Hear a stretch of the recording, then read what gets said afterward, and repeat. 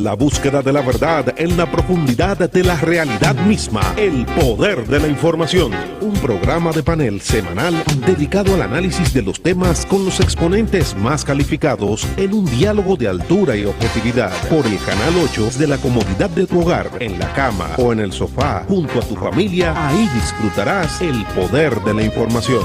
Cada domingo de 9 a 11 de la mañana por el Canal 8, el poder de la información. Conversación bastante animada, señores, porque tengo una persona que va a estar con nosotros durante todas esas 2 horas compartiendo con ustedes. Este es el poder de la información. La búsqueda de la verdad en la profundidad de la realidad misma en tu señal de cable. Muy buenos días. Hoy, pues, se place en tener con nosotros a la doctora Milagros Sierra. Buenos días y bienvenida, dama. Evidente, feliz domingo, que se llenen de armonía y paz en este día. Qué bueno contar con tan importante como lo es el tema que vamos a abordar en el día de hoy. Vamos a hablar de suicidio. ¿Cómo podemos definir el suicidio? El suicidio es toda tentativa que la persona tiene hacia su propia integridad. Y de una u otra forma se va a estratificar como intento de suicidio o como un suicidio frustrado o un suicidio logrado. O sea, hay personas que tienen unas ideas de suicidio permanente y tienen una tentativa constante donde quizás no logran el acto, pero están intentándolo de manera recurrente. También existe lo que es el suicidio frustrado, donde tú tienes una intencionalidad total de ponerle fin a tu vida. Sin embargo, eso es algo que es interferido por otra persona. O también tiene el acto logrado, que ya es cuando la persona consuma el acto que está pensando ejecutar. ¿Podemos hablar de causas del suicidio? Existen múltiples causas, Wilson. Realmente en el tema de suicidio hay una variedad de situaciones por las cuales se puede producir, principalmente las enfermedades mentales, que es una de las causas principales que lleva a las personas a pensar en esto. Ya recuérdate que en los trastornos mentales hay un trastorno del pensamiento, donde la persona entra en algunos estados como la psicosis, que hay pensamientos negativos que la persona no controla. Entonces esto puede llegar como una orden, como una voz que te dice que atente contra su vida. Y esa es una de las causas principales, que se llama suicidio anómico, cuando hay una enfermedad. También la depresión es una causa muy importante de suicidio. En la depresión un 50% de las personas piensa en suicidio y un 25% lo intenta. O sea que es una tasa altísima, porque en medicina lo que está por encima de 1 es muy alto y 25% es bastante. En 100 personas que tienen depresión, tú lo consigues en alrededor de 4 manzanas, y eso que 25 lo intenten y 50 lo piensen, es muchísimo. También están otras causas como las sustancias. Obviamente tenemos que los pacientes que consumen sustancias entran en desequilibrios emocionales importantes, y en algunos momentos el mismo consumo de sustancias lo lleva a la desesperación, lo lleva muchas veces a lo que es la desesperanza total de salir de esa vida y pensar en suicidio.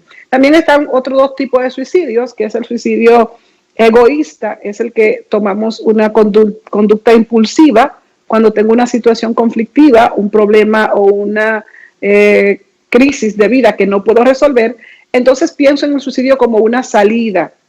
O también está el suicidio egoísta, cuando la gente lo hace para fines de castigar a otros, como por ejemplo en el tema pasional, donde me estoy quitando la vida y dejo una nota culpando de mi decisión a una persona. Y está el suicidio altruista, que es cuando las personas tienen una causa por el cual se inmolan, como en otras culturas, donde la persona tiene como creencias que quitarse la vida por una causa le permite llenarse de gloria y convertirse en un héroe.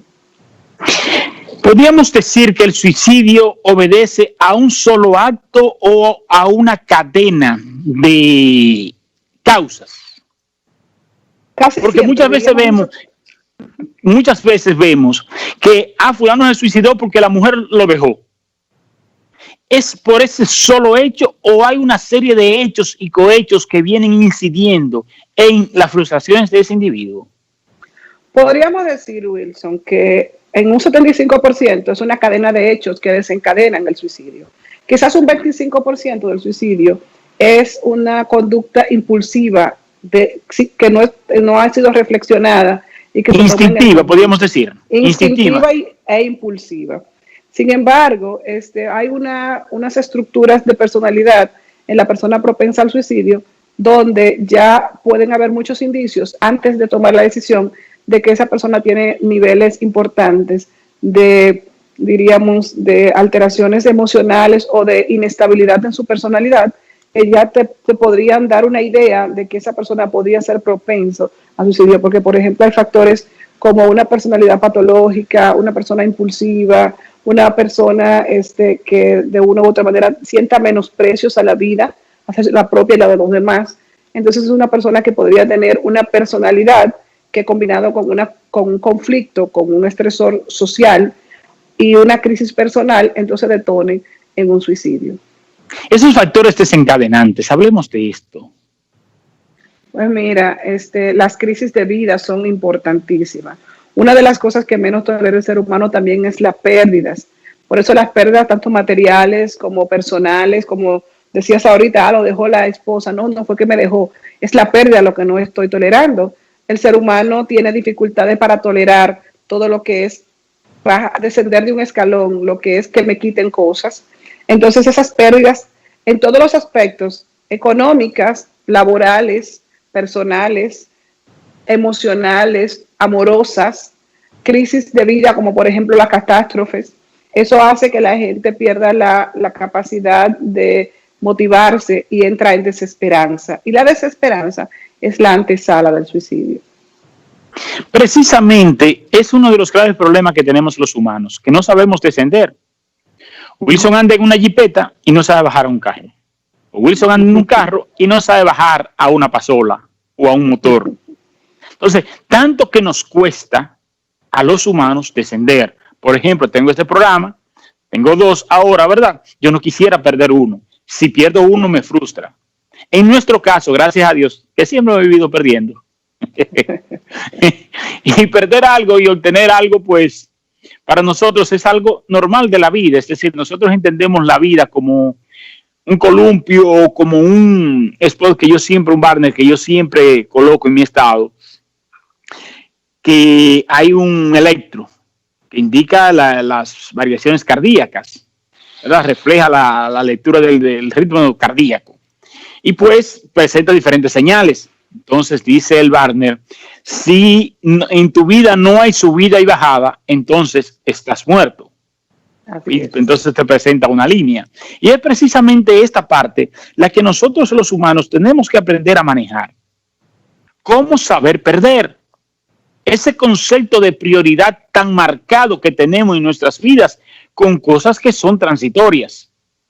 ¿Cómo lograr ese desapego? Vamos a hacer un ejercicio que me encanta y tú sabes que a mí con la dinámica de talleres vivo, esa es mi vida. Te voy a dar unos conceptos y tú vas a decir lo contrario. Si yo te digo blanco, ¿qué tú me dices? Negro, automáticamente. Alto. Bajo. Éxito. Fracaso. Ok, ahí está. Esa es la respuesta. Eso es lo que nos han enseñado. Eso. Sí, automáticamente uno se va ahí. Yo pude haber, cuando tú me dijiste alto, yo pude haber dicho medio. Sí, ¿verdad? Sí. Sin embargo, pero no, me fui donde. Exactamente. Y entonces en el extremo de éxito tenemos fracaso. Porque la gente no nos han enseñado, Wilson, que el fracaso es parte de la construcción del éxito. Que cuando no practicas y sabes una manera de no hacer las cosas, entonces, ¿cómo vas a saber cuándo está correcta? Y que cada vez que no te sale bien es una manera de aprender a cómo no hacerlo. Esa es la filosofía del éxito. O sea, la gente que ha tenido éxito en la vida son los que más han intentado y los que más han fracasado. No es que lo han intentado de una primera vez, que es lo que pareciese que cree la gente que no ha intentado el éxito. Todo el que ha alcanzado un peldaño, una meta, un objetivo en su vida sabe las veces que le dijeron que no, las veces que no me salió como yo quería. las veces que practicando eché a perder muchas cosas. Entonces, la vida es eso, desde que nacemos. Sin embargo, en la filosofía, en las creencias que nos enseñan a que cuando pierdo algo, fracasé. Y cuando tú te vas a cosas tan sencillas como, por ejemplo, cuando el niño está empezando a caminar y se cae, cuando se puso de pie la primera vez y se cayó, si el niño asumiera o alguien le dijera que porque no puede caminar esa primera vez ya no va a poder caminar, el niño probablemente nunca caminaría, nunca andaría, no lo intentaría otra vez. Pero como el niño está libre de prejuicios y miedos, ¿qué es lo que él hace? Se cae, se para de nuevo y sigue caminando. Eso lo tenemos de manera instintiva. ¿Qué pasa? Que con nuestra domesticación, que es como llama Weinstein, a lo que nos enseñan quien nos cría, nos domestica con qué, con tus miedos, se lo transmitimos a nuestros hijos, nuestros profesores nos lo transmiten a nosotros, la colectividad te dice que eso no debe pasar porque si pasa es malo. Entonces la gente comienza a ver el tema del fracaso o de la pérdida como una caída de la cual no me puedo levantar.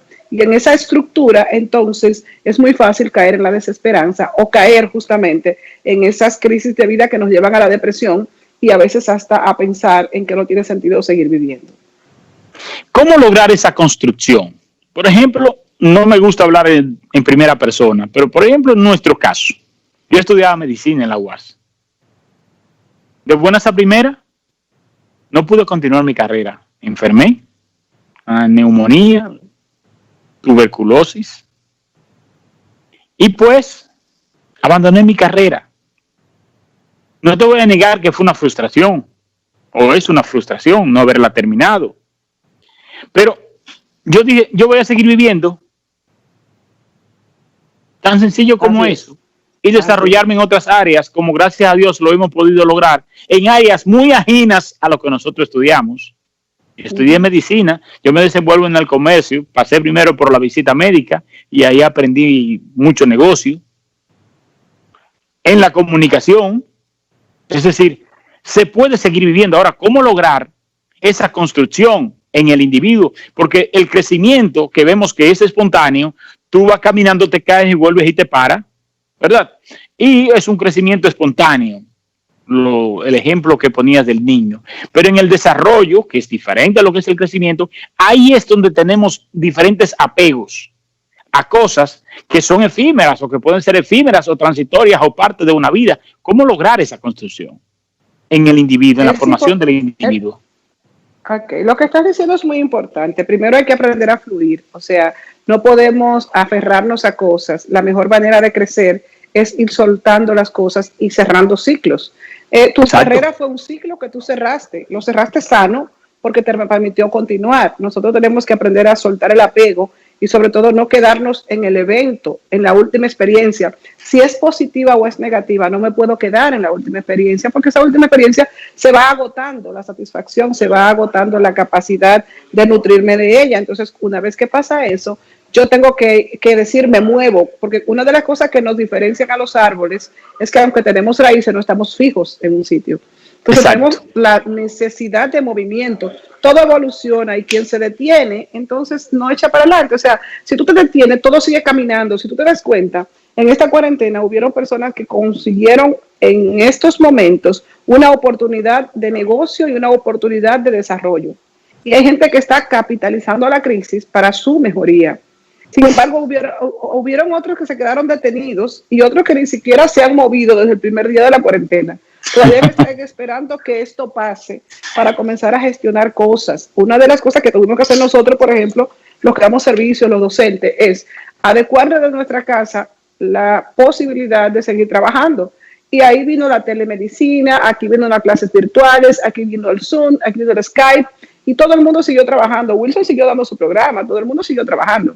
Sin embargo, hubo personas que se detuvieron. Entonces, esta construcción de apegarme a lo conocido, que se llama como zona de confort, eso conocido, lo que siempre he hecho. Y una de las cosas que me encanta cuando la gente te dice, pero todo el mundo hace tal cosa, yo le digo, o todo el mundo dice, y cuando yo le pregunto a las personas, por ejemplo, en las terapias, ¿quién es todo el mundo? Digo, mi mamá, mi papá, mi esposo. Bueno, todo el mundo.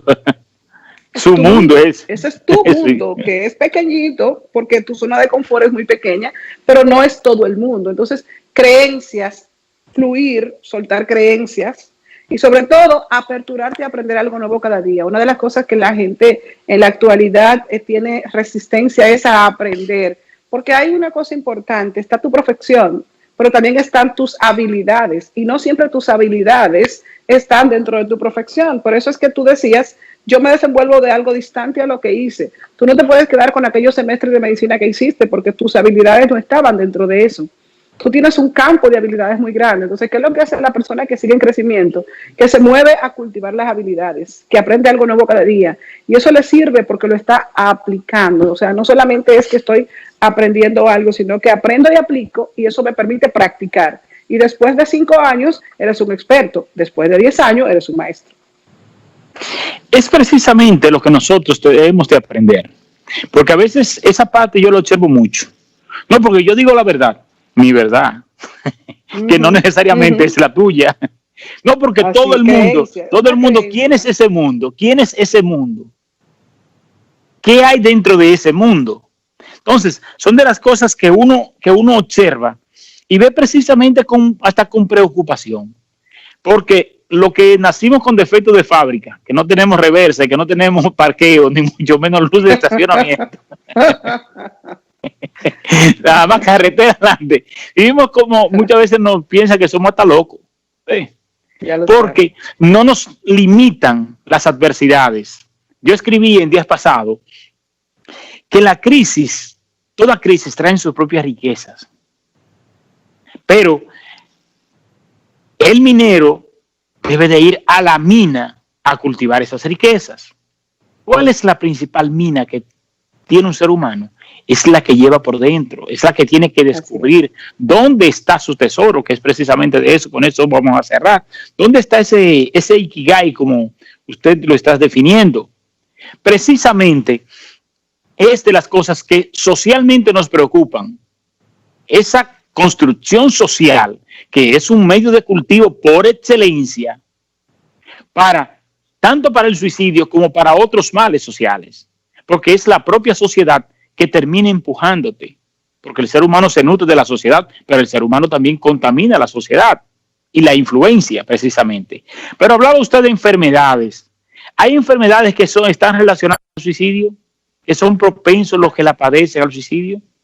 Sí, por supuesto. En las enfermedades psiquiátricas, como te toqué, en esas las principales son depresión, también la ansiedad, los trastornos bipolares y también la esquizofrenia y los trastornos del pensamiento graves, pero también las personas con enfermedades catastróficas o terminales, como el cáncer, como el VIH, como cualquier otra neoplasia o una dolencia crónica de mucho tiempo. La gente con diabetes, por ejemplo, la gente con hipertensión, que vive mal su enfermedad, que no la acepta, que de una u otra manera siempre se queda en la negación, o siempre va a ver la enfermedad como un castigo, y en algunos momentos eso lo lleva a pensar en el suicidio. Y sobre todo, ese tipo de trastorno de muchos años, como por ejemplo diabetes, depresión, hay que tenerle mucho cuidado a la desesperanza, a cuando el paciente entiende su condición, pero lo ve como una carga de la cual no voy a salir, como algo que le tengo miedo al avance o le tengo miedo a la destrucción que puede hacerme la enfermedad. Entonces, por eso es tan importante el soporte emocional y que el médico de cabecera trabaje también con la persona, primero preguntando aspectos directos. A veces se tiene miedo de preguntar sobre la idea de suicidio, pero preguntar por la idea no da idea. O sea, no es que tú vas a injertar la idea que no existe porque pregunte, pero hay que buscar equivalentes, como por ejemplo buscar desesperanza, decirle, ¿tú sientes que tu vida tiene sentido a pesar de tu condición? Y la gente que te dice, pues mira, por supuesto que sí, yo tengo cosas pendientes, yo tengo planes, esto no va a quitar que yo viva mi vida plena, yo a pesar de mi diabetes, a pesar de mi condición de falsemia, yo soy feliz. Es una persona que muy probablemente nunca va a pensar en suicidio. Sin embargo, cuando tú escuchas a una persona que te está diciendo, estoy cansado de esto, yo no sé qué voy a hacer con mi vida, yo no tengo vida, eso es algo muy importante cuando lo escuchemos en una persona, ese yo no tengo vida, o mi vida es un desastre, porque de ahí al suicidio es un paso. Y también, Wilson, las personas que tienen un tratamiento permanente, como por ejemplo hipertensión y ese tipo de enfermedades, que cuando se niegan a medicarse o simplemente abandonan el tratamiento Ojo con eso. Podría ser un equivalente suicida. ¿De qué forma no estás tú de una u otra manera apostando a perder la vida cuando tú dejas tu condición de enfermo sabiendo que requieres un medicamento para estar estable y tú decides no tomarlo? Y eso es algo que le da a la persona como esa luz que debe encenderse en familiares y médicos, porque a veces el médico dice, él me decía que estaba desencantado, él me decía que estaba cansado de la enfermedad, pero no se toma la prevención de decir, ¿de verdad tú estás perdiéndole el amor a la vida? ¿De verdad tú no te importa si las complicaciones que te trae esto te pueden quitar la vida? Porque el tema hay que tocarlo y preguntarle directamente, ¿en algún momento tú has pensado en atentar contra tu vida? Porque esa pregunta salva vida y no da ideas y no podemos tener miedo. Esa es otra creencia que nosotros decimos, es un tema difícil de tocar, es un tema incómodo. Pues más incómodo es bregar con el suicidio de una persona. Peor es la condición o el acto. Entonces, sí se debe preguntar, y se lo digo a los médicos generales cuando los formo, en la emergencia, al paciente que recurre frecuentemente buscando ayuda médica, pregúntale cómo anda tu ánimo y pregúntale, ¿has pensado en el suicidio? La mitad de la persona que se suicida, Wilson, pide apoyo antes de hacerlo.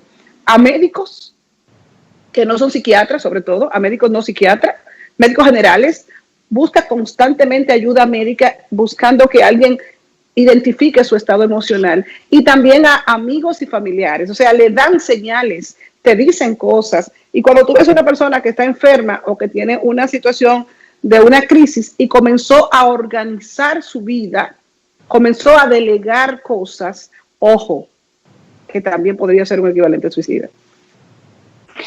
Mira, en cuanto, por ejemplo, al caso de la diabetes, es una enfermedad muy común y uno de los males de la diabetes es el perder el control emocional, sobre todo el aumento de la bulimia, que es común en pacientes diabéticos. Pero ¿qué pasa? Que todo eso se toma de manera inadvertida. Es decir, ese ojo clínico no se tiene para la prevención. Hay enfermedades catastróficas, como tú has señalado, pero el índice es muy bajo en ese tipo de pacientes. Es decir, es muy difícil tú encontrar una nota de una persona que se suicidó porque me suicidé porque soy hipertenso o me suicidé porque soy diabético. Casi siempre obedecen a trastornos emocionales, a enfermedades, patologías emocionales que antes se tenían como factores de mala crianza. Ese muchacho es un malcriado, o no le dieron crianza cuando es chiquito. Y se maneja, se maneja con una visión conductual.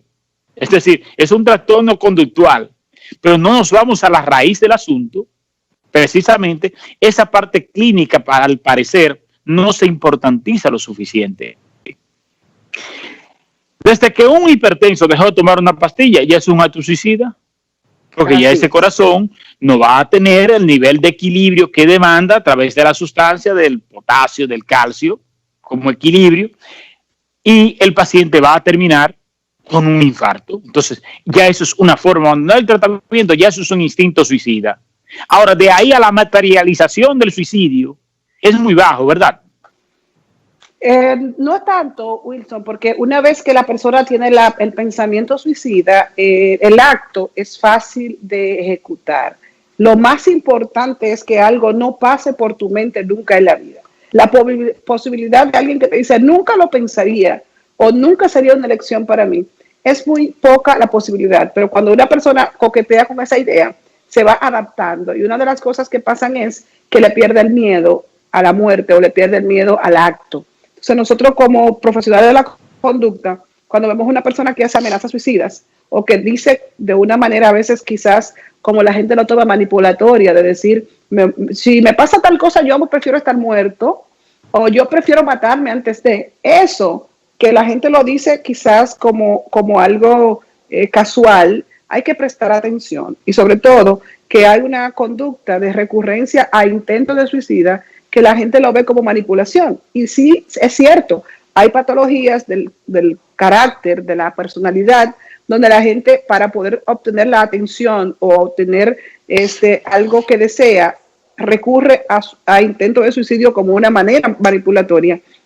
Sin embargo, en muchas ocasiones, a pesar de ser manipulatorio, lo logra porque se le va la mano de tanto intentarlo, o simplemente porque va perdiendo el miedo a los métodos y cada vez va utilizando métodos más letales, hasta que finalmente la mayoría de personas que han intentado varias veces un suicidio, una vez lo logran. ¿Se puede tomar como un simple chantaje o como un decir de una persona X? Decir una vez o varias veces me voy a suicidar. ¿Se puede ver no solo como una manipulación? ¿O cuál es la acción? Tú puedes tener la intuición de que realmente detrás de la conducta no hay una tentativa, porque nosotros tenemos una escala inclusive que mide la intencionalidad suicida. O sea, nosotros tenemos una escala como psiquiatras donde tu idea la podemos como en una escala y te digo qué tan fuerte es la idea. Y por eso nosotros no siempre a un paciente con una idea de suicidio terminamos haciendo una intervención en ese momento. En muchas ocasiones nosotros lo que hacemos es que damos seguimiento, pero no hay que hacer una intervención medicamentosa o terapéutica. Sin embargo, Wilson, muy desesperado está un ser humano que recurre al chantaje o recurre a la presión para obtener algo. Y te va diciendo también, esa persona, tengo pocos recursos psicológicos para afrontar y yo requiero de alguien que me apoye para yo poder solucionar este problema. Entonces, muchas veces, por ejemplo, la pareja dice, no, yo no le hago caso porque lo ha dicho muchas veces, eso no es nada. Y otras personas utilizan la respuesta adversiva de decir, pues hazlo, y hasta le dan idea, le dicen, mira, eso no es un modo efectivo, si tú lo haces así o asá, entonces lo consigue. Eso no se debe utilizar como una manera de intervención, porque si bien es cierto que la confrontación es parte de la terapia, confrontar es un tema de profesionales. O sea, tú sabes cómo confrontar, cuándo confrontar a una persona con una idea, aunque para tú hacerles consciente de que tú te das cuenta de que es un chantaje. Sin embargo, no todo el mundo debería confrontar a una persona con idea suicida, porque en muchos casos lo único que hace es darle el poco de valor que le hace falta a la persona para tomar la decisión.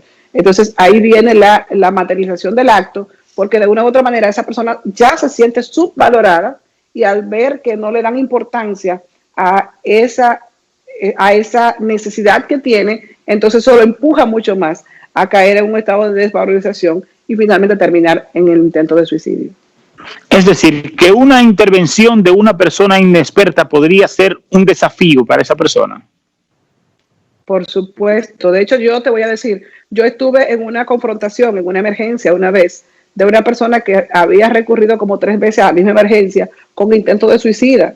Y alguien le comentó, no, pero si esto de cortarse las venas y tomar pastillas, esto es como de mujeres, le dice, porque era un masculino.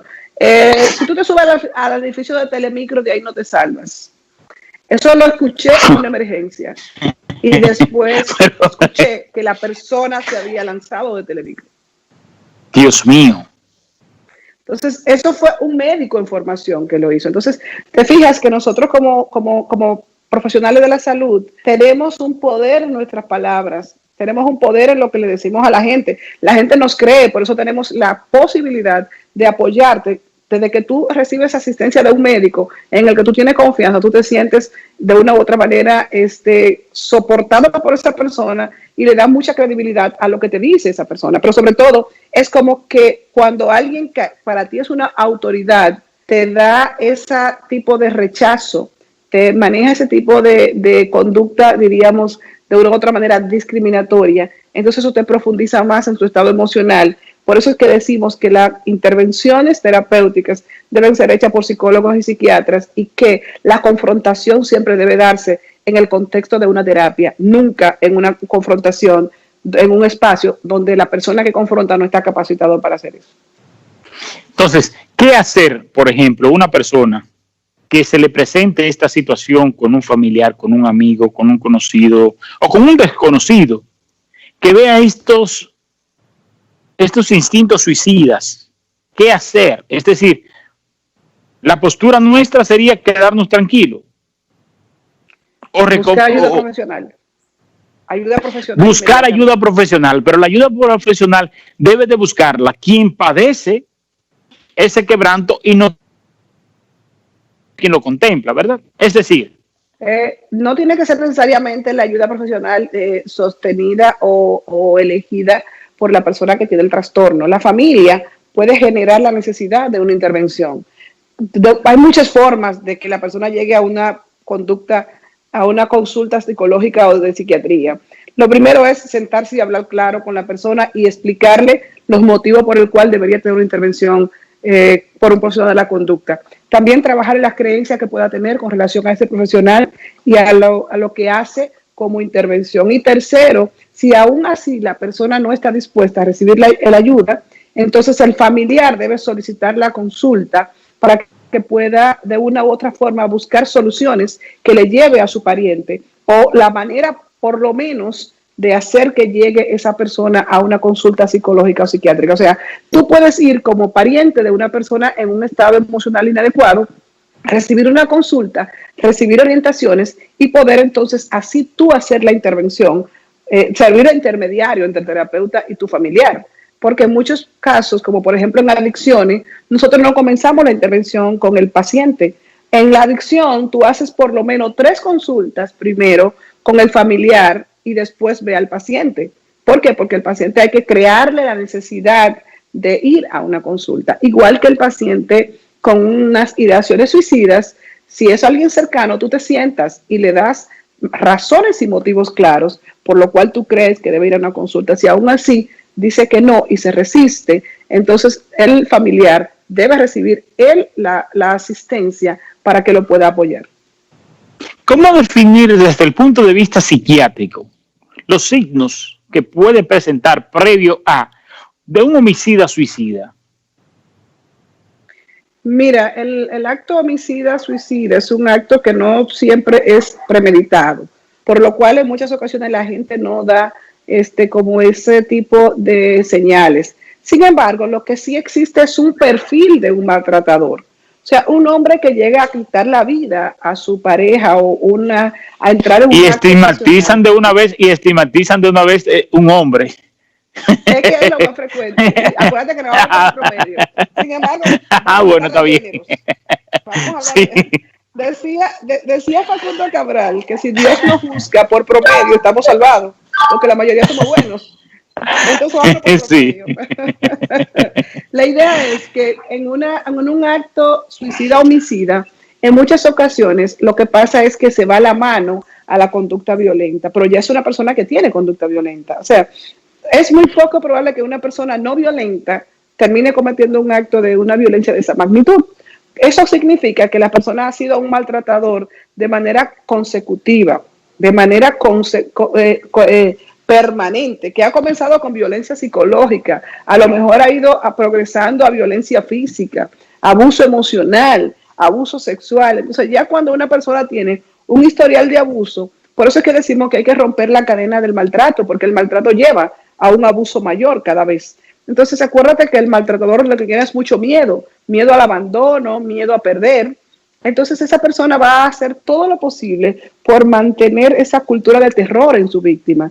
Y justamente eso es lo que hace que a veces una persona pueda agredir a otro de manera permanente y el otro no se defienda, porque primero siembra el terror, lo minimiza, lo disminuye y después es muy fácil acabar hasta con su vida. Entonces, por eso es muy importante mirar que el maltratador comienza con golpes psicológicos, con golpes no físicos y termina justamente agrediendo físicamente. ¿Qué pasa con el suicidio o homicidio? Que una vez que la persona comete el acto, que en la mayoría de los casos es impulsivo, como te decía, no planificado, entonces viene el efecto de hacerse consciente del acto que ha cometido y ahí mismo viene entonces el arrepentimiento. El arrepentimiento y la culpa llevan a la persona a intentar salir de la situación por la puerta falsa, que es el suicidio. Entonces ahí se da esa construcción psicológica de sentirme en un hueco, atrapado y sin salida, y ahí viene entonces el impulso suicida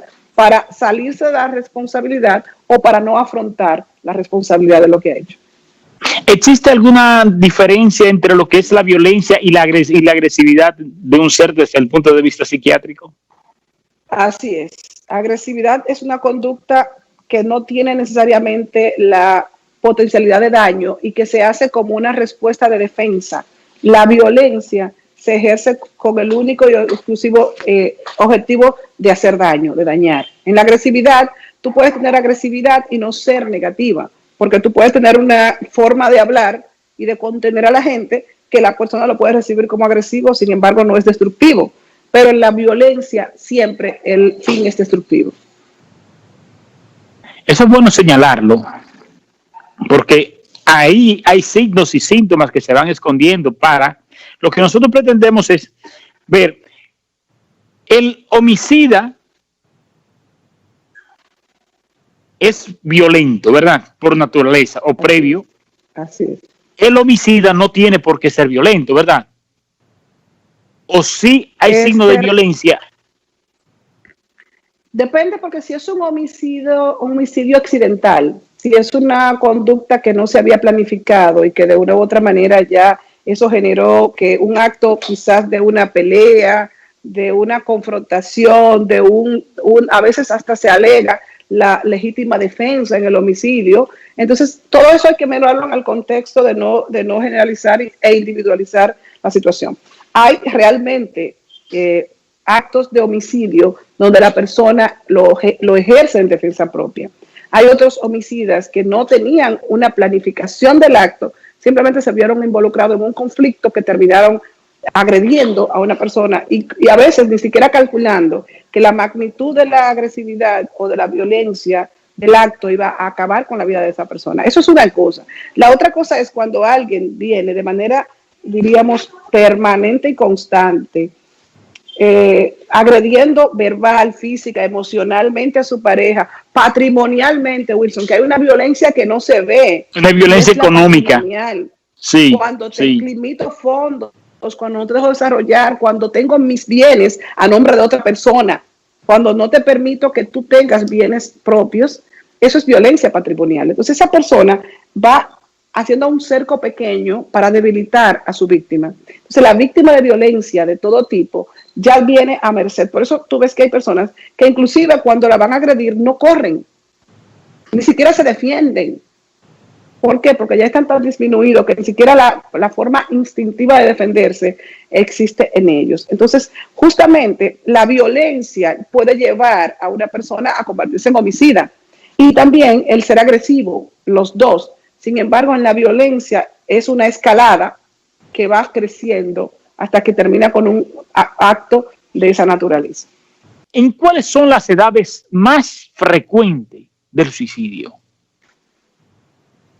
Bien, mira, Wilson, nosotros antes decíamos que se veía el suicidio en edad reproductiva o personas que ya habían entrado en su madurez temprana, por ejemplo, por encima de los 20, 25 años. Cuando yo me formé de psiquiatra, 2007, que no hace tanto tiempo, y por favor no hagan los cálculos, 2007 yo me formé de psiquiatra y una de las cosas que aprendí es que lo que es suicidio se ve de 25 a 40 años. Sin embargo, esa modalidad ha cambiado con los últimos tiempos. En la última década hemos visto que cada vez más jóvenes entran a conducta suicida. Cada vez más personas tienen la posibilidad de estar con menos, edades pensando en suicidarse. Vemos que hay muchas personas con problemas de sustancia, de depresión antes de los 20 años, muchas personas con conductas como por ejemplo ya personas que están en relaciones de pareja o casados antes de los 20 años y eso genera también conflictos importantes, conflictos de los cuales mucha gente no está preparado para afrontar ese tipo de situaciones en su vida. Pero también está el hecho de que la vida ha ido como perdiendo valor para las personas que de una u otra manera comienzan muy temprano a este tipo de conducta donde se pone en riesgo la vida, como las adicciones, como la conducta de riesgos. Entonces, justamente todo eso ha ido haciendo que se mueva demasiado lo que es las décadas donde se comienza a pensar en suicidio. Y lo que vemos es muchos suicidios en adolescentes y en adultos jóvenes. Antes era de la segunda, tercera edad. Ahora actualmente lo que vemos es mucha gente pensando en suicidarse antes de los 20 años. Precisamente por ese vacío existencial que tiene mucho que ver con lo que es la formación del individuo. En otros tiempos teníamos jóvenes más soñadores. teníamos jóvenes más comprometidos socialmente, más vinculados socialmente, a través de los clubes culturales, a través de las diferentes actividades sociales. Y ahora vemos un sinnúmero de personas, casi siempre autómatas, dactilares, que decimos digitales, pero son dactilares, porque es con la manita puesta aquí en el celular, y le dedicamos muy poco tiempo a lo que es el pensamiento. Entonces, así es. El suicidio tiene mucho que ver con el amor que sentimos por nosotros mismos, pero tiene mucho que ver también con las cosas superficiales que nos apegamos, lo que decíamos en principio. No siempre estamos dispuestos a perder, no siempre estamos dispuestos a descender. Y esta es de las grandes gravedades que tenemos en la sociedad, y a veces pasa inadvertido porque decimos, pero mira esa persona, mira qué error cometió. Se suicidó, se mató, y hay diferentes formas de la gente pues expresarlo. Entonces, ese factor desencadenante de que ya hemos hablado, encuentra esa respuesta en la implosión, pero puede estar equivocado desde el punto de vista del conocimiento. Usted sabe que estamos muy limitados, pero puede estar equivocado, pero todavía sigo creyendo que el suicidio es una construcción de frustraciones, de un conjunto de frustraciones y no de un solo acto. Sigo equivocado, sigo errado. No, como te decía, es la unificación, es como el resultado final de varias aristas. La primera es una fragilidad en tu personalidad, una falta de estructura o profundidad en tus creencias, de todo tipo, porque hasta las creencias religiosas protegen en contra del suicidio, pero la filosofía personal también. Exacto, y esas son dos cosas que hemos perdido. Lo que es, inclusive, quiero hacer un panel, quiero encontrar un par de filólogos bien potentes para hacer un panel de la importancia de la filosofía en la educación y en la aplicación de la sociedad.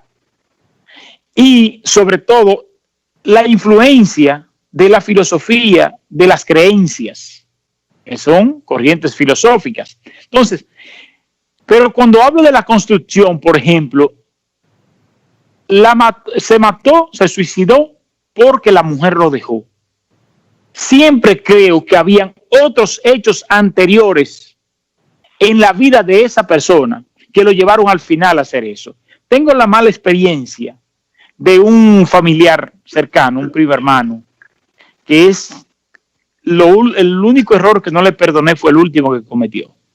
Pero todos sus errores se lo había perdonado. Había caído preso por tráfico de drogas. Llevaba una vida desordenada. Pero en el fondo era una persona que digno de amar, por su trato afable, por su cariño. De buenas a primera, sale de la cárcel y se pone a estudiar. Ya iba en el 7º semestre de Derecho. La última vez que nos vimos me abraza y me dice: ya vamos a ser 2 los orgullos de la familia, porque además de ti, yo voy a ser un orgullo para la familia. Y me abraza. Yo estoy feliz con mi primo, que ha salido del hoyo. Estoy feliz.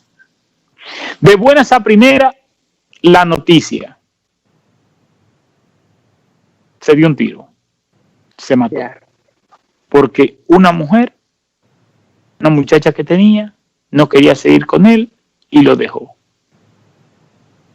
Yo no creo que sea el hecho de que esa muchacha haya dejado a Rubén, que él se haya suicidado. ¿Cómo determinan ustedes eso en la psiquiatría, doctora? Mira, Wilson, hay un factor muy importante que nosotros hemos tocado por años en las intervenciones y que sigue siendo de gran valor, son las heridas de la niñez. Cuando tú tienes una niñez carenciada o con deficiencias o heridas que tú no has cerrado como adulto, tú sigues siendo ese niño herido, y en la adultez las heridas se van a caracterizar porque una vez que algo toca esa cicatriz, vuelve y abre la herida. Entonces, una persona que haya tenido abandono en su niñez de cualquier tipo, A veces no tiene que ser necesariamente un abandono de los padres ausentes, a veces simplemente es una falta de atención, a veces otras veces es maltrato, a veces hay heridas de injusticia donde la persona es tratada de una manera inadecuada o discriminada, o un niño que tiene, por ejemplo, bullying, que de una u otra forma lo discriminan o lo desconsideran frente a los demás, esas heridas de humillación que generan a veces esas conductas psicopáticas de un adulto que quiere cobrarle a una sociedad lo que siente que le debe. Entonces, por eso nosotros nos vamos en el psicoanálisis a mirar tus raíces, a mirar tu niñez, tu adolescencia, qué construyeron el adulto que tú eres hoy, cuáles son las heridas que tú traes. Y ha sido muy interesante para mí, por ejemplo, en estos últimos tiempos, comenzar a explorar en una terapia lo que son las heridas de la niñez, porque muchas de las cosas que estoy viendo en la actualidad es que esos duelos patológicos que estoy viendo ahora con la persona que está perdiendo familiares por COVID-19 y que no ha podido tener un velatorio, no ha podido tener una despedida adecuada, se ha quedado con esa necesidad de despedida porque había cosas pendientes con ese familiar, porque hubo heridas del pasado que afectaron a esas personas. Entonces, por eso es que yo quiero traer de una u otra manera ese concepto de que tus heridas del pasado, las situaciones que tú traes sin resolver, te dan una fragilidad como persona. Y no es el acto, como tú dices, no fue que me abandonó la esposa, es que yo había sufrido abandono por otras parejas, por un familiar, por mi madre, por otras personas de mi vida a la que yo amo. Entonces, al final, yo me quedo con esa necesidad de tener personas a mí, cerca de mí, y cuando no las tengo, entonces eso me abre la herida que ya tengo. Por eso te hablo que una personalidad patológica que ya trae esas necesidades no satisfechas, entonces no es el acto, porque tú fijas que tú, lo que me narras es una persona que venía con una conducta errática, con una dificultad importante de conducta antisocial, que ya te dice, es un resentido, tiene emociones en su vida que no la ha podido acomodar para ser un ser funcional. Entonces, esto ya es una construcción inadecuada, una personalidad con muchas dificultades, fragmentada probablemente. Entonces, ya esa herida es simplemente un recordatorio de lo que ya yo viví. Y por eso mi parte irracional sale. Y automáticamente sale la parte irracional. Ya lo que está pensando de mí es el cerebro primitivo, que no piensa ni razona, sino que es instintivo. Entonces, ese instinto de dañar que está inherente en nosotros, que lo podemos de una u otra manera doblegar por nuestra corteza más externa, que es la que piensa. Cuando me voy a las heridas profundas, mi cerebro primitivo es el que está funcionando, no razono y termino cometiendo actos que parecieran barbaries o parecieran actos muy primitivos. Y esa curva, que es bastante peligrosa, cuando salimos de los problemas, que hacemos esto, ¿verdad? Y hacemos una mesa, que encontramos un tropezón, es muy peligroso. Así es. Es muy peligroso. Entonces, es precisamente que cuando las personas salen del problema, se olvidan de la terapia de conducta. Y es ahí donde más debemos abrazarnos y vigilar nuestra conducta y sabernos de que continuamos en el mismo problema de que venimos de atrás, porque no lo podemos volver a encontrar. Y si ya tengo la experiencia pasada de lo que he vivido, pues también esta otra puedo superarla, que fue lo que no estuvo en la cabeza de mi primo hermano y cometió ese error. Es decir, después que una persona cae preso, ¿verdad? Que pasa por una cárcel, cumple una condena. Aparte de la condena personal que usted vive en prisión cuando está haciendo lo incorrecto, logra su libertad, se pone a estudiar, está a un paso del éxito. Pero ¿qué pasa? Encontró una piedra en el camino cuando ya él pensó que todo en su vida iba a ser gloria. Al encontrar ese escollo, pues pensó que ya y terminó derrotado. ¿Cómo prevenir el suicidio en una sociedad que todo lo promueve? Y sobre todo una sociedad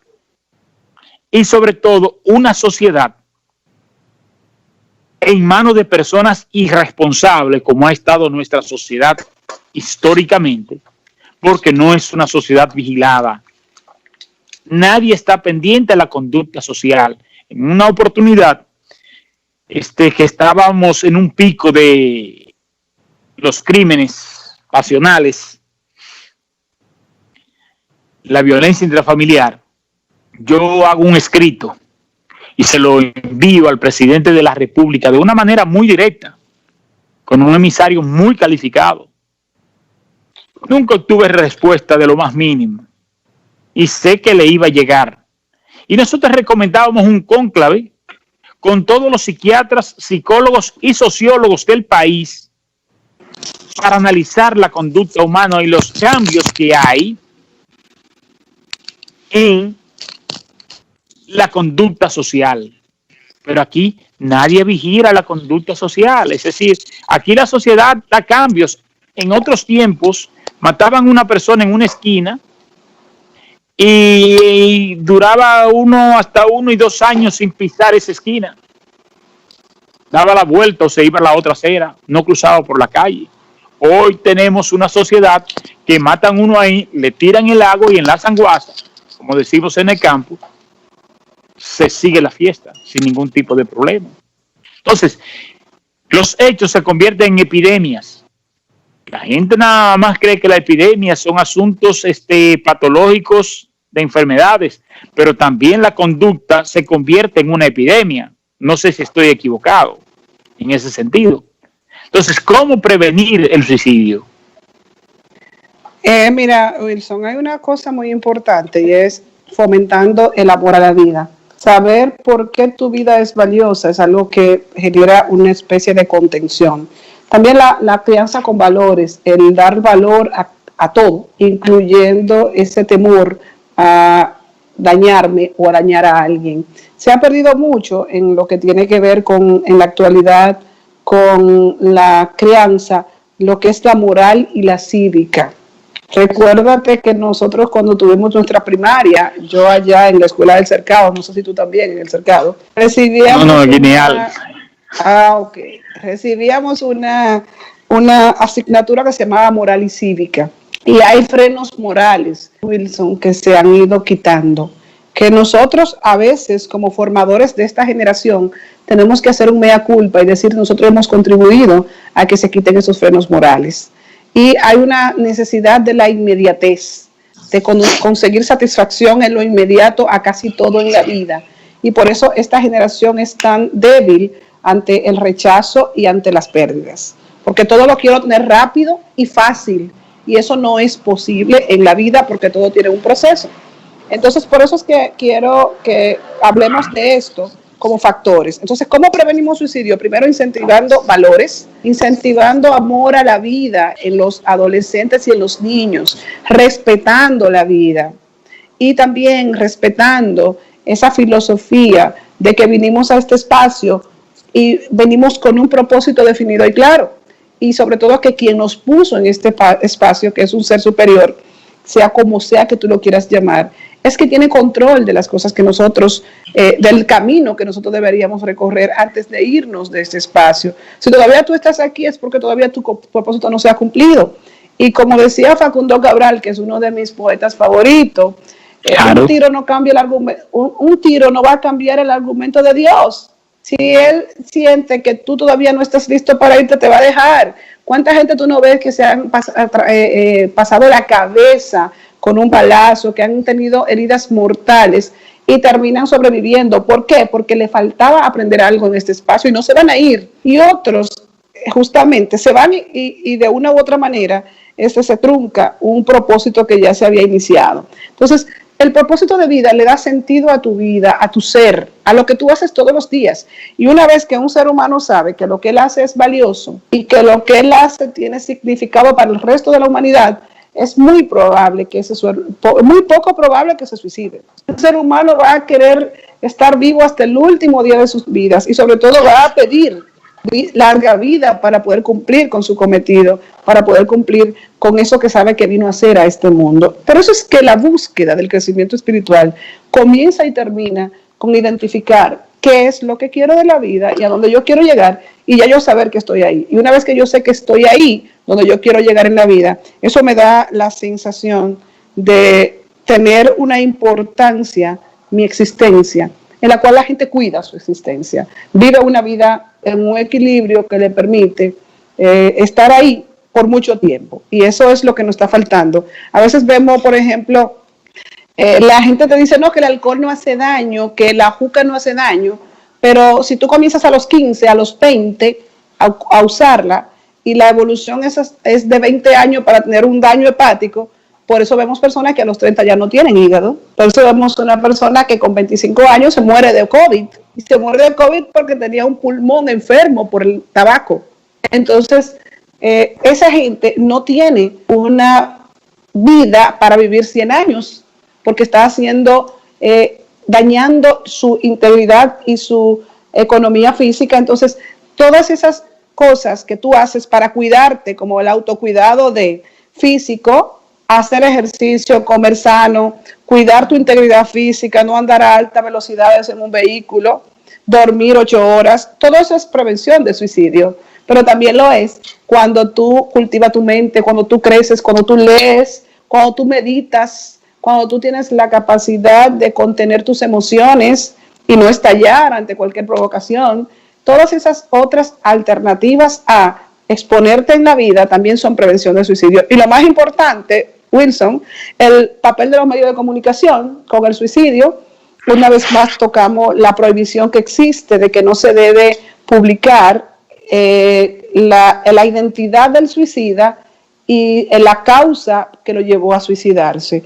No se debe comentar públicamente esto, porque aunque se coloque en la estadística como un suicidio, cuando son personas de influencias, generan una onda de imitación en el resto de la población, y justamente se llama efecto Weather, que es la imitación de la forma de suicidio por una influencia de esa persona. Y por eso tú escuchas que la gente dice, yo voy a hacer lo que hizo fulano, un día de esto yo voy a hacer lo que fulano hizo y tú vas a ver lo que va a pasar, o yo voy a terminar de esto de la forma que terminó fulano. Entonces, por eso también nosotros tenemos que explorar el suicidio en la familia. Cuando alguien ha cometido suicidio, hay que trabajarlo psicológicamente en el resto de la familia, porque también queda como una conducta aprendida que se copia y se replica, porque copio de mi ser querido esa solución que buscó en un momento dado para un problema, y yo lo voy a repetir también. Por eso nosotros, como profesionales de la salud mental,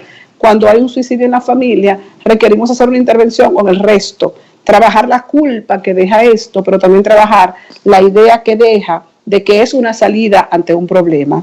Y justamente por eso se repite tanto en la familia de un suicida el suicidio. Mira, ahí hay varios aportes importantísimos que tú haces. Ponerle el valor a las cosas, no ponerle precio, que frecuentemente nosotros le ponemos un precio y termina pagando la propia vida. No muchas veces con un suicidio, sino hasta con un maltrato de uno mismo. Me doy el lujo de tener una casa que vale 10 millones de pesos, pero el precio que tuve que pagar de trasnocho, de hambre, de sacrificio, es un atentado contra mi propia vida. Entonces, los seres humanos nos encanta la ostentosidad, pero esa parte de darle valor. Ahora, nuestros padres, que no fue nuestro caso, porque eran profesionales los dos, a excepción de mis abuelos, que sí eran analfabetos y que gravitaron grandemente en la formación nuestra, tanto mi abuela como mi abuelo Antonio. Yo soy prácticamente una marca de mi abuelo Antonio García, de Lineal, un hombre analfabeto, pero con un nivel de principios y de visiones que tú no te puedes imaginar. Tenía yo apenas 10 años, estábamos trabajando machete en el campo, cuando mi abuelo me dijo, se va a llegar el tiempo que no encuentre, que no le fíen, no va a encontrar con qué comer. ¿Y cómo estamos hoy? Una persona de aquellos tiempos, es decir, esos refranes populares, esa sabiduría popular. Pero teníamos una sociedad vigilada. Nosotros íbamos a la escuela, yo quedaba de la escuela a un promedio de 800 metros, menos de 1 kilómetro, y habían diferentes casas en ambos lados. De cualquier casa de esa podía salir un tirigüillo para la pata de uno ante una mala palabra. De cualquier casa de esa podría salir una querella para la casa de mi abuela y ahí venía la consecuencia, el castigo. Y teníamos que andar de una manera muy correcta porque había una sociedad vigilada. Ahora no hay una sociedad vigilada y los seres humanos necesitamos ser supervisados. Todo esto yo lo digo como una intuición, porque aquí se acabaron los sociólogos y aquí nadie se encarga de hacer un estudio. Todo eso que tú has hablado, yo estoy seguro que todo eso está documentado en estudios que muchos de ellos tú has participado. Sí. Esas investigaciones que tú haces, ese abordaje que tú le haces a la familia para tú diagnosticar y tratar a un paciente con una depresión o con un instinto suicida o con una dependencia, llámese drogadicción o alcoholismo, es un estudio que tú haces. Y el Estado Dominicano, ¿conocemos de algún estudio que haya hecho para presentar la cura de una enfermedad? La conducta social debe ser analizada, debe ser estudiada a la luz de profesionales que dirijan un estudio con todos los protocolos para dar respuesta a los problemas sociales. Las universidades tienen que jugar un rol preponderante en materia de prevención. Pero los medios de comunicación también debemos de tener tenemos una gran cuota de responsabilidad. Porque es que nos encanta alimentar el morbo y decimos que eso es lo que a la gente le gusta. No, eso es lo que me gusta a mí presentar. Ese es el morboso, soy yo, que me place presentarle eso a la gente. Porque aquí no se ha hecho un estudio que determine que a la gente le gusta el morbo. ¿Tú conoces algún estudio? Así es. Yo no conozco un estudio que a la gente le guste el morbo. Yo no conozco un estudio. Ahora, sí conozco muchos morbosos de nosotros que nos encanta llamar la atención y presentar el crudo de una persona que se ahorcó, de una persona que se dio un tiro, de una persona. A mí, yo soy tan tal de que me molesta hasta decir esa palabra, se dio un tiro, se mató, se suicidó. A mí hasta me causa escozor en el alma, es decir, no me siento cómodo hablando de esa manera.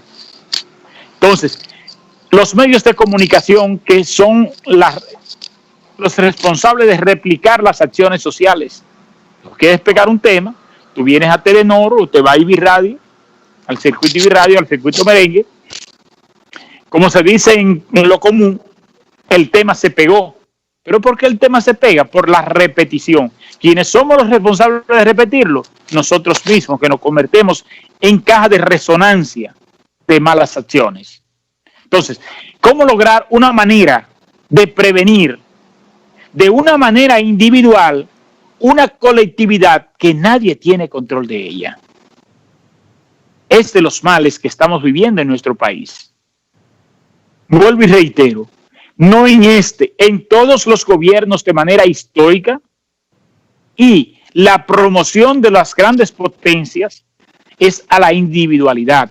El día pasado inicié un escrito que no lo he concluido, donde se hablaba de que la familia es el núcleo de la sociedad y es lo que nos han enseñado. Yo entiendo ahora que el núcleo de la sociedad no es la familia, sino que es el individuo.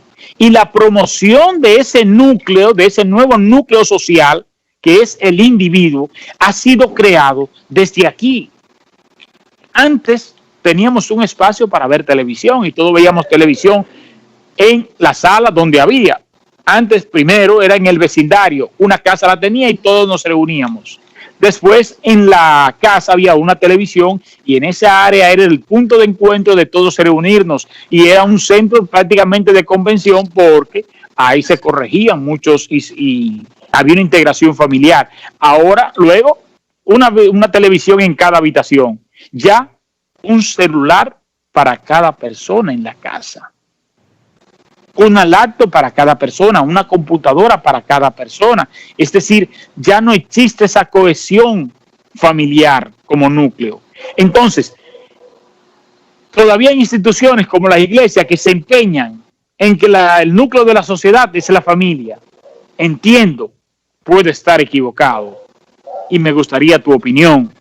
Entiendo que debe haber un mayor nivel de desarrollo humano individualizado, porque ya la colectividad es difícil de nosotros lograrla.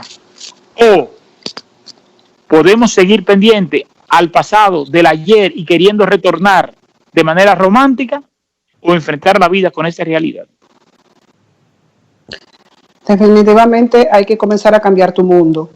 El otro día veía a una persona que decía que si los jóvenes quieren ser líderes y quieren ser influencers, lo primero que tienen que comenzar es arreglando su cama.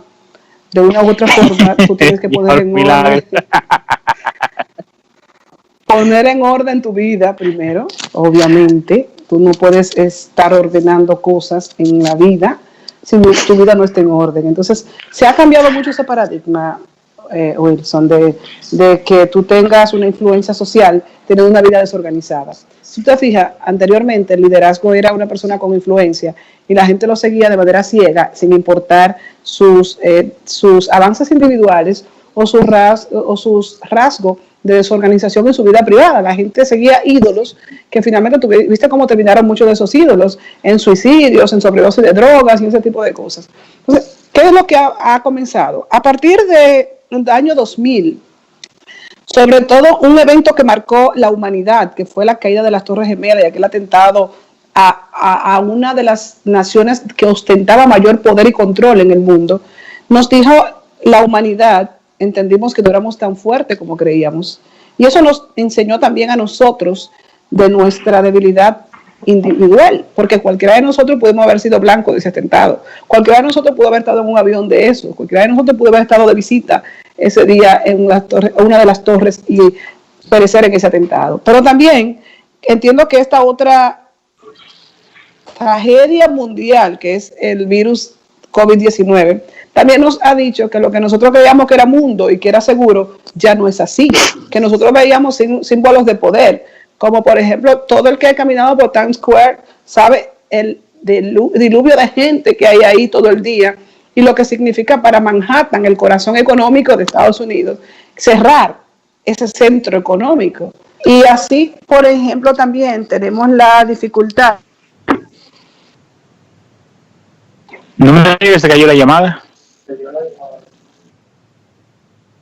Dile que vuelve la haga. Señores, estamos conversando con la doctora Milagro Sierra. Mira, estamos saturados aquí de luz. Tumba luz aquí. Estamos saturados de luz. No me había dado cuenta. Conversamos con la doctora Milagro Sierra. Le estamos llamando. Se nos cayó la llamada. Tétrico, señores. Aquí estamos. Una conversación. Aquí estamos, gracias a Dios. Sí, continuamos. Te digo con honestidad que ojalá que los seres humanos hayamos aprendido la lección y hayamos entendido de que lo que nosotros creíamos que era tan seguro, tan fuerte, no es, que la fortaleza real está en tu individualidad, no en el colectivo. Por eso el paradigma actualmente no es tener instituciones o sociedades fuertes, son individuos fuertes que influyen a la sociedad y que la familia es un factor que te da una profundidad como ser humano, pero cuando la familia no te lo provee, tú lo puedes conseguir. O sea, hay muchas personas que te dicen, no, porque yo no tuve suerte con mi familia que no me apoya, que no me apoyó, que mi niñez, que me abandonaron mis padres, que mi padre era alcohólico, que mi mamá se fue, me abandonó. No, los seres humanos que han alcanzado en su vida un desarrollo tienen de una u otra manera historias de vida fuertes de las cuales han aprendido. Entonces, ¿de qué se trata en este momento la situación? De aprender las experiencias y fortalecerte como ser humano primero y después influenciar a los demás con tus propias experiencias, que es lo que antes no se incentivaba. Antes se decía a la gente, tú tienes que aprender de los demás, tú tienes que aprender. No, ahora tienes que aprender de tus experiencias. Sin embargo, si estás repitiendo las experiencias constantemente, quiere decir que no estás aprendiendo nada y la vida te la va a seguir repitiendo. Por eso es que yo te puedo retribuir como una conclusión que lo primero que tienes que hacer es modificar tu mundo, que es donde tú tienes influencia. Y una vez que tú tienes ese mundo organizado, no importa lo que esté pasando afuera, tu fortaleza como ser humano no depende de lo que está pasando. Como dice la frase que me encanta de superación, que una ave se posa en una rama débil, no porque confíe en las ramas, sino en sus alas. Entonces es muy importante que tengamos nosotros esa sensación de fortaleza interior, que es lo que nos permite seguir intacto aún en las crisis. Por eso yo siempre he sostenido que una de las primeras cosas que debemos lograr es definir el objetivo. El qué. El qué es lo más importante. El qué, exactamente. La cámara es lo que más te muestra una realidad. Y si esa cámara no tiene un white balance, como le llamamos, un ajuste al blanco, si no tiene un objetivo definido, de seguro va a salir borrosa. Por ejemplo, mira, vamos a poner esto de ejemplo. Mira el objetivo de tu cámara. El objetivo de tu cámara está enfocado en ti. Más sin embargo, la parte de atrás tú la ves como borrosa. Así es. ¿Se ve? Porque el objetivo eres exactamente. Enfoque, palabra mágica. Qué bueno que seas tú que lo hayas dicho. Enfoque, palabra mágica. Entonces, los que dirigen la sociedad deben de mejorar el enfoque al individuo. Nosotros nos quejamos mucho y mencionamos mucho el ayer de la moral y cívica. Pero sucede que la moral y cívica que me daban en la escuela, la veía yo hecha vida y carne en las acciones de mis abuelos y de mis padres. Así es. Ahora le podemos dar moral y cívica a nuestros hijos y se la pueden dar en la escuela. Pero el ejemplo que muchas veces le damos, que nos enseña más que las horas clases. Como se dice, la sangre pesa más que el agua. Entonces, nos fijamos mucho en la moral y la cívica. Y yo el día pasado leía de Mujica, el presidente centroamericano. Que creo que es un filósofo que en otras generaciones vamos a estar mirando como uno de los grandes pensadores de este tiempo. De los últimos pensadores. Ese señor. Así es. Entonces, él decía que a la escuela no se va a aprender modales, que a la escuela se va a aprender matemática, aritmética y gramática. Que los modales se aprenden en la casa. Y de las grandes debilidades que hemos tenido es que nos encanta delegar. La formación de mis hijos, yo no la puedo delegar ni en su mamá, como lo decía en una reunión de una vez de un colegio, que la reunión la ponían a horas laborables y yo le solicité que la pusieran a horas no laborables hace unos cuantos años. Y me refutaba y me decía una persona, es que hay que sacrificarse por sus hijos. Y yo les decía, a mí no me hable de sacrificio por mis hijos, porque la palabra sacrificio primero no la conozco. Ahora, yo no delego responsabilidad. No es que si ella puede ir, va ella y si no voy yo. Es que la responsabilidad es de los dos. Así es. Es que las crianzas no se delegan, porque una cosa es lo que tú veas y otra es lo que ve Ramón. Entre los dos juntos, velan por su hija.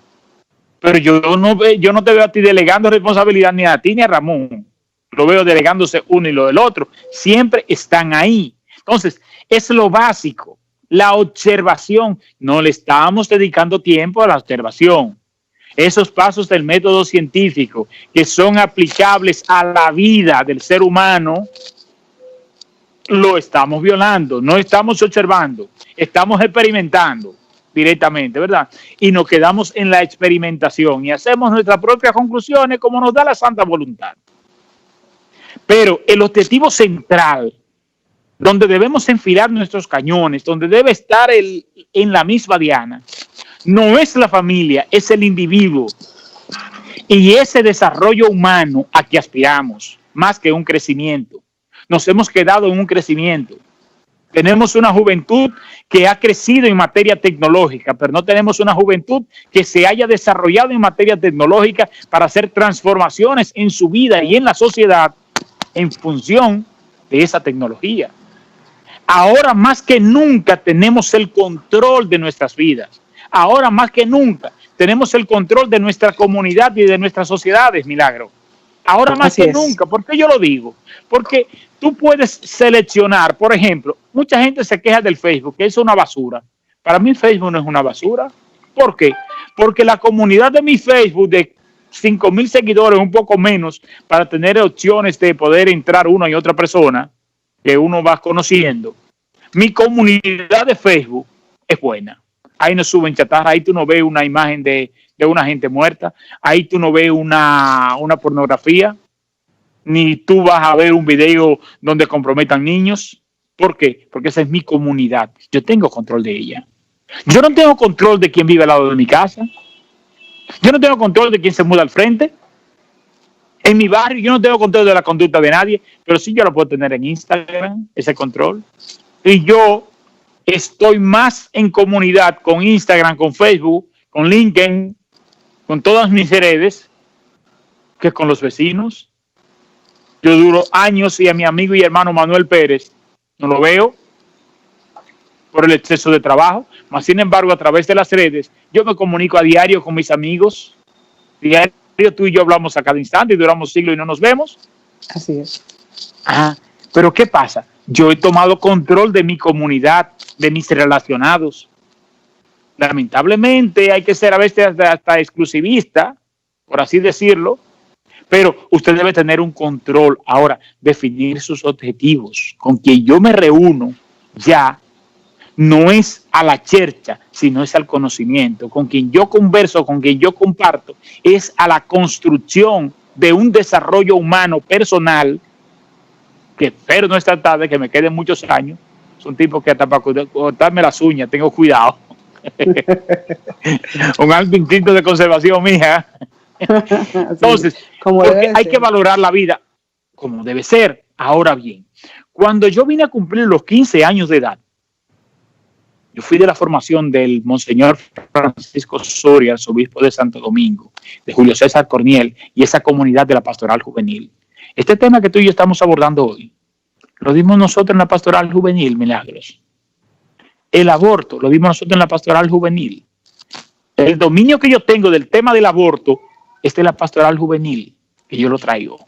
Es decir, habían comunidades para usted convivir. Hoy no las hay por el individualismo, pero usted lo puede crear. ¿Qué ha faltado? Ha faltado desarrollo humano individualizado, enseñarle al joven, al hombre, a la mujer, que es el dueño de su propio destino, que ya no hay una comunidad que te protege, ya no hay una cuna, ya tú no tienes un albergue que era antes la familia la que te guiaba, no, eres tú quien tiene que guiarte y las herramientas están aquí. Y precisamente de eso vamos a hablar, de esa definición de los objetivos como un método prácticamente de suicidio también, porque viene a contribuir a lo que es el desarrollo humano, que es descubrir ese Ikigai, ¿verdad? Sí, lo aprendí a pronunciar ya. Lo aprendí a pronunciar. Perfecto. ¿Ves lo que es una influencer? Esa que ustedes van ahí, esa es una influencer. Hiciste la tarea, igual que mi hermano, el coronel, que ha tenido como 2 semanas en la palabrita, pero ya está en su Ikigai. Pues mira. Mi hermano Juan Luis, mis saludos, respeto y admiración. Me ha escuchado tanto con eso, pero fue algo que impactó mi vida, definitivamente, Wilson. Porque hay cosas que llegan a tu vida y no es casualidad. Y justamente este año yo comencé a cuestionarme cosas, y una de las cosas que me comencé a cuestionar es qué tan efectivo estaba siendo para mí trabajar metas con las personas y trabajar procesos de crecimiento personal con personas que no habían encontrado lo más esencial que hay que buscar antes de tú comenzar a recorrer el camino de tu crecimiento, y es establecer el qué. Pero para tú establecer el qué, lo primero que tú tienes que preguntarte es exactamente dónde yo estoy en mi vida, o sea, dónde yo que yo he logrado hasta este momento para yo establecer esa distancia de donde yo estoy a donde yo quiero llegar. Y en esas búsquedas encontré justamente un libro que se llamaba así mismo, el método Ikigai, que es un método japonés que explica por qué la comunidad japonesa es una de las comunidades que tiene mayor organización y mayor longevidad. Y es una de las comunidades que tiene una ciudad que es el récord mundial en personas más longevas del planeta, donde aproximadamente su 80% de su población sobrepasa los 100 años. Eso llamó la atención y fue objeto de estudio. Y una de las cosas que encontraron ellos como motivos por el cual esa persona tenían una larga vida y tan próspera, era primero que nunca se retiraban totalmente de ser productivos, que una vez que terminaban cesaban su actividad laboral, entonces se dedicaban a su pasión, a lo que de verdad ellos querían hacer en la vida, como una sensación de hacer algo para yo disfrutarlo, para mi propio deleite, para mi propio disfrute. Y otra cosa también es que vivían en comunidad, como tú dices, y en esa comunidad se trabajaba mucho en la colaboración. Entonces, esto me ha influenciado mucho lo que es mi búsqueda personal, la cual quiero compartir con las personas que nos siguen y con las personas que están pendientes a nuestro accionar en el tema del crecimiento personal. Es un curso totalmente virtual, porque una de las cosas que nos hicimos conscientes en este año, creo que todos, es que el mundo cambió a partir del día 20 de marzo, donde el mundo entró en cuarentena y donde tuvimos que comenzar a buscar alternativas de comunicación. Y nos dimos cuenta de que ya no nos damos abrazos presenciales, pero podíamos ver a la familia, de que aunque estuvieras en cuarentena podía hablar contigo y verte, aunque sea de una habitación a la otra, por una aplicación. Y eso nos hizo cambiar a todos la manera de intervención.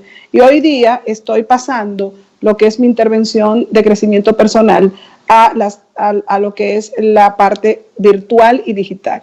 Estamos montando el primer curso de acompañamiento totalmente virtual, en el cual vamos a despertar a tu Ikigai. Porque todos tenemos un Ikigai, todos tenemos una razón de ser, que es como se traduce esta palabra. En japonés, el equivalente a la traducción es verdadera razón de ser o propósito real de vida.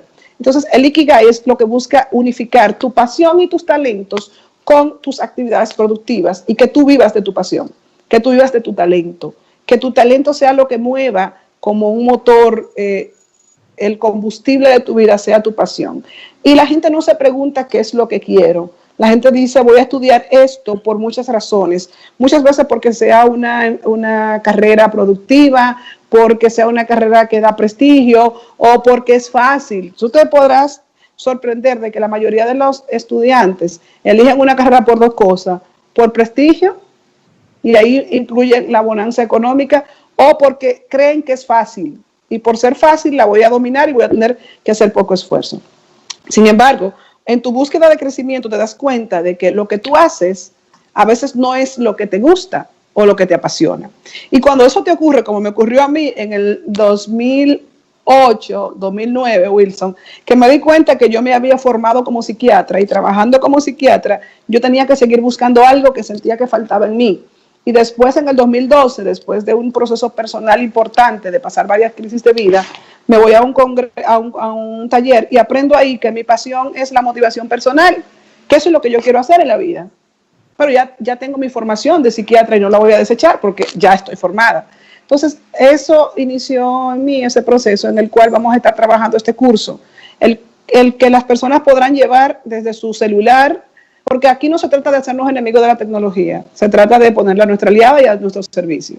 Vamos a llevarla en tu iPad, en tu celular, en tu computador, 15 minutos al día para tu vida, para la vida que tú quieres tener, para la vida que tú te mereces, para la que tú deseas, la que tú anhelas. Todo ser humano tiene sueños de vida y uno de los sueños de vida es la libertad total de tiempo, económica y en todos los aspectos. Y eso es lo que te apoya a buscar encontrar tu Ikigai. Encontrando tu propósito, encuentra tu libertad absoluta como ser humano. Y una vez que tienes la libertad absoluta, estás en la felicidad. Porque esa es la verdadera felicidad de tu realización, de hacer lo que tú quieres hacer, disfrutarlo sin dañar a nadie. Entonces, es la propuesta que traigo para compartirlo con los amigos que nos han seguido y sobre todo modificar la academia virtual. Ahora mismo Líder Integral está cerrado hace 6 meses y no hemos vuelto a tener un taller presencial nunca más. Y eso nos hizo pensar que tenemos que tener una plataforma para poder dar seguimiento a los procesos sin importar lo que esté pasando afuera. Entonces, ya estamos a punto de lanzar nuestro primer curso y de convertir a Líder Integral en una academia digital de formación del ser humano. Ya no solamente a nivel de San Francisco de Macorís o República Dominicana, sino a nivel del mundo. La posibilidad de que cualquier persona al otro lado del mundo. De hecho, yo estaba haciendo un live con una compañera de grupo de madrugadores y una dominicana llamada Yulisa desde Tokio me escribe que ella conoce el término Ikigai y que ella quiere hacer el curso taller. Y de hecho yo tengo dentro de las personas interesadas en el curso una dominicana que vive en Tokio. Y realmente eso es maravilloso, tú puedes llegar y tocar vidas que están a tantos millones de kilómetros de distancia. Y eso es lo que hacen las redes sociales, eso es lo que hace el Internet y es lo que hace interesante que todos tenemos ya el poder de tener un celular y con un bajo costo transmitir para el mundo. Y hay que aprovecharlo. Entonces, vamos a poner a nuestros jóvenes, a nuestros adultos a hacer algo productivo y es a trabajar su vida a través de las redes de comunicación y llegar a buscar su propósito de vida con un curso taller práctico que tú lo puedes llevar tú mismo a la velocidad que tú quieres. Perfecto. ¿Cómo accesar a ese curso taller? Por ejemplo, yo estoy interesado, me comunico con Milagros Sierras, ¿con eso basta? Me sigues en las redes sociales o te comunicas conmigo a través de mi WhatsApp y me dejas tu correo electrónico en el cual yo te voy a enviar un correo de confirmación y te voy a mandar una encuesta pequeña para que tú comiences a identificar exactamente si es lo que tú quieres para tu vida. Y a partir de ya esta semana entrante tenemos el primer webinar donde vamos a hacer un encuentro con Zoom con los primeros convocados al curso para hablar un poquito más a profundidad de los detalles y las bases del curso y también que hagamos una sesión de preguntas y respuestas para que la persona llegue edificada a lo que es este acompañamiento, pero sobre todo que ya el 25 de este mes hacemos el lanzamiento en la plataforma de Hallmark y tú podrás accesar a Hallmark y podrás hacer el curso, adquirirlo y comprarlo y comenzar a trabajarlo automáticamente. Mis redes sociales son Más Salud Mental en Instagram y también me encuentras como Yo Soy Milagros Sierra en Instagram y en Facebook. Ahí te puedes comunicar con nosotros. Te diré que excelente, excelente. Yo lo voy a hacer si Dios quiere. Gracias. Líder integral no pude hacerlo por asunto de que tú sabes que coincidía con el programa. Así y usted sabe que somos muy recelosos con el espacio porque tenemos compromisos comerciales que hay que cumplir con nuestros patrocinadores y pues no dependemos de nosotros, aunque el programa sea nuestro, nunca lo hemos visto como tal. Así es. Cualquier cosa, no tenemos concepto de propiedad de las cosas. Entendemos que este es un programa de la ciudad y de los patrocinadores, de nuestros invitados. Entonces, por eso no habíamos participado de esos talleres. Sí, mi hijo lo hizo y los resultados son excelentes. Yo les invito a los amables televidentes, pues, que inviertan este tiempo en ese taller. Tenemos que descubrir esto. De manera automática muchas veces nosotros lo hacemos. Yo mismo nunca he pensado en retirarme, sí en ir adecuando mi modo y medio de producción a la edad. Lo inicié eso en la comunicación. Cuando comencé tenía un estilo muy diferente al que tengo hoy, porque debemos de ir con la edad. Yo no puedo venir exacto, que yo no puedo venir como un jevito ahora de que tirarme una tarima boca abajo, boca arriba, nunca en la vida, ¿me entiendes? Somos normales.